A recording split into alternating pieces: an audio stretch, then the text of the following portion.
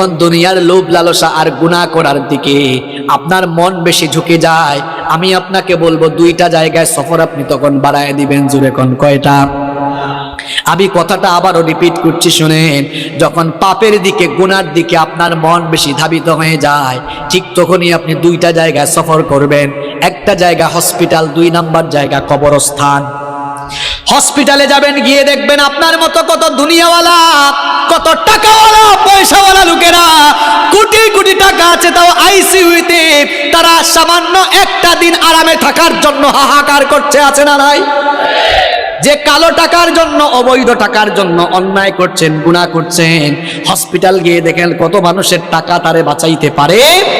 একটু পর পর আইসিইউ থেকে লাশ বের হচ্ছে। এরপরে হাসপাতালে যাওয়ার পরেও যদি আপনার দিল নরম না হয়, তাহলে মাঝে মাঝে প্রেমবাগের কবরস্থানগুলোতে ভিজিট করবেন। গিয়ে দেখবেন আপনার মতো টাকাওয়ালা, পয়সাওয়ালা লোকেরা, ক্ষমতাওয়ালা লোকেরা, একদিন বিরাট টাকা পয়সা, অর্থবিত্ত, বাড়ি গাড়ি সব ক্ষমতা ছিল, এখন কবরের নিচে ঘুমায়া আছে। আমরা মনে করি আমাদের বউ আপন, আমরা মনে করি ছেলে মেয়ে আপন। আজকে মরে দেখেন কেউ আপনার আপন নয়, আপন কেবল একজন, তিনি কি?